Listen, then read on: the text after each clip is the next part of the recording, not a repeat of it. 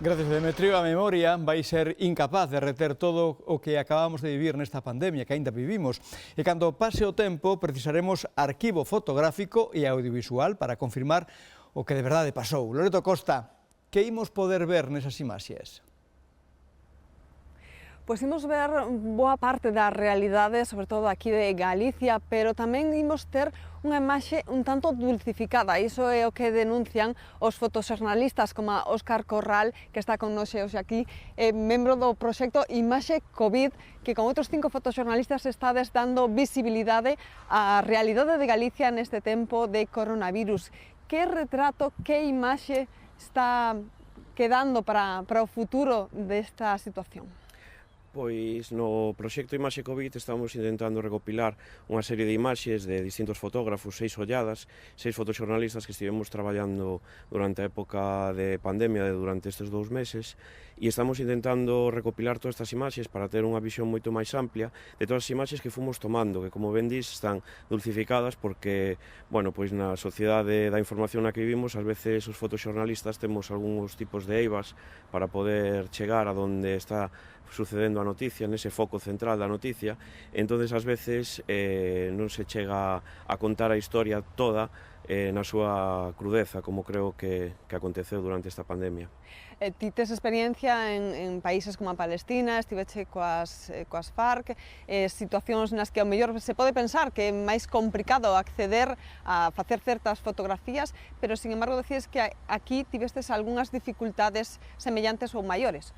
Sí, ás veces na sociedade, cando estamos máis preto da noticia, cando nos formamos parte desa realidade, nunha sociedade o mellor máis organizada, pois a veces atopamos esas trabas xurídicas administrativas para chegar. Moitas veces cando traballas no exterior, en territorios donde o control das autoridades pois é menor, podes acceder a unha serie de imaxes que o mellor aquí non se poden acceder porque entenden que estás facendo unha labor informativa, que en todo caso aquí tamén teria que ser igual, pero é máis difícil achegarse a esa realidade. Cando estás en territorios fora, pois se ve como a propia xente que fotografías ou a situación que estás fotografiando ven como unha denuncia e o teu labor como algo fundamental para poder denuncialo. Aquí ás veces quere dulcificarse un pouco esa realidade, polo tanto temos un menor acceso.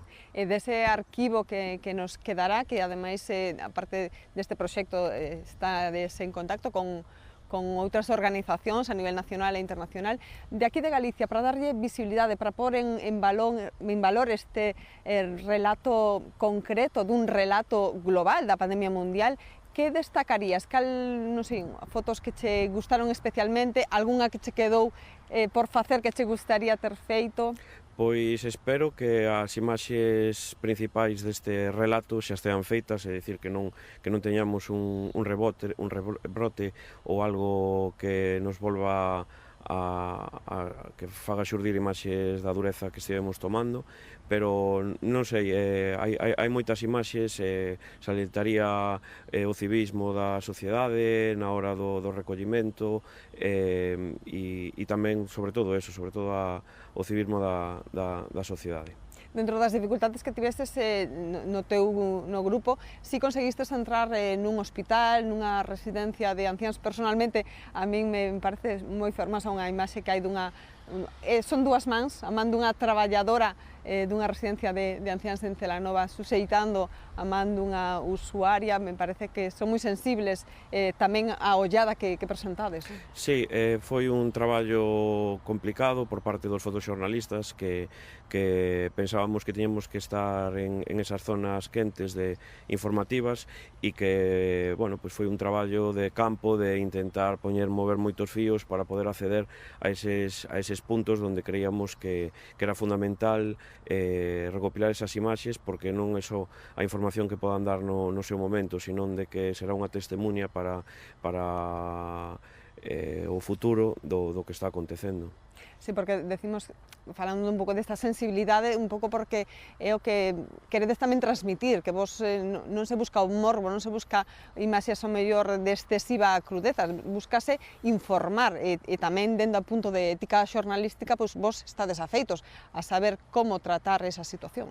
Sí, os fotoxornalistas traballamos cun código deontolóxico, co cal xa nos mesmos somos primeiros interesados en que esas liñas non se traspasen, non? E entón pensamos que o simple feito da nosa profesionalidade, do noso prestixio, do noso recorrido como profesionais da imaxe ten que ser aval de poder acceder a esas zonas onde nos vamos a tomar esas imaxes con todo o respeto que merece.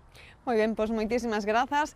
Aquí tedes un pouco as reflexións deste proxecto Imaxe Covid, que agora mesmo se pode ver en redes sociais, pero que nun futuro podería estar nun libro ou tamén nunha exposición.